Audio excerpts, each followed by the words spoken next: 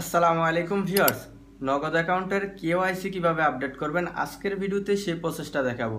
নগদ অ্যাকাউন্টের KYC update না করলে কিন্তু আপনি নগদ অ্যাপসে ঢুকতে পারবেন না। আর আপনি নগদ অ্যাপসে যখন ঢুকবেন তখন দেখাবে যে দুঃখিত, আপনার অ্যাকাউন্টটি বর্তমানে রেস্ট্রিক্টেড অবস্থায় আছে, দয়া করে নগদ মেনু থেকে কেওআইসি জমা দিন।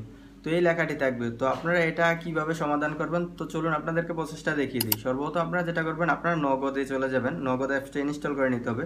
নগদ অ্যাপসটা ইনস্টল করে নেওয়ার পর আপনারা পিন নাম্বার দিবেন, পিন নাম্বার দিয়ে লগ ইন করে নেবেন। লগ ইন করে দেওয়ার পর আপনারা নিচে দেখতে পারতেছেন আমার নগদ, তো আমার নগদে একটা ক্লিক করে দেবেন। ক্লিক করে দেওয়ার পর আপনারা মাঝখানে দেখতে পারতেছেন কেওআইসি পুনরায় জমা দিন যে লেখাটা, এটাতে একটা ক্লিক করে দিবেন। এটাতে ক্লিক করে দিলে আপনার এখানে দেখাবে আপনার জাতীয় পরিচয়পত্রের পিছনের অংশ ক্যামেরার সাহায্যে স্ক্যান করুন। তো আপনার প্রথম পার্ট দেন ব্যাক পার্ট এখানে স্ক্যান করতে হবে।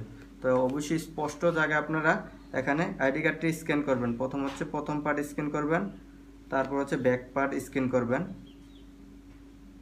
স্ক্যান করা শেষ হয়ে গেলে আপনার পরবর্তী যে বাটনটা দেখতে পাচ্ছেন, এই পরবর্তী বাটনে একটা ক্লিক করে দেবেন। পরবর্তী বাটনে ক্লিক করে দিলে আপনার সামনে সেম এমন একটা ইন্টারফেস চলে আসবে। তারপর আপনার পরবর্তী যে বাটনটা দেখতে পাচ্ছেন, এই পরবর্তী বাটনে একটা ক্লিক করে দেবেন। ক্লিক করে দেওয়ার পরে এখানে আপনার সম্পূর্ণ ডিটেলস আসবে।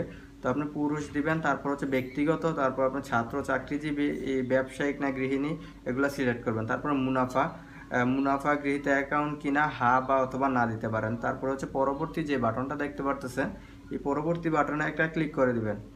পরবর্তী বাটনে ক্লিক করে দিলে এখন হচ্ছে আপনার স্টেপ ছবি তোলার। আপনি পরবর্তী ধাপে ক্লিক করে আপনার ফেসটা স্ক্যান করে নিতে হবে। তো একটু সামনে আনবেন।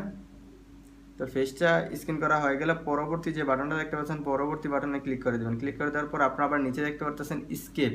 তো স্কেপ করুনে ক্লিক করে এখানে আপনি একটা স্বাক্ষর দিয়ে নেবেন। আপনার স্বাক্ষর দেওয়া হয়ে গেলে আপনি নগদের সকল শর্তগুলো মানতে একমত, এটাতে ক্লিক করে আপনারা পরবর্তী বাটনে ক্লিক করে দেবেন।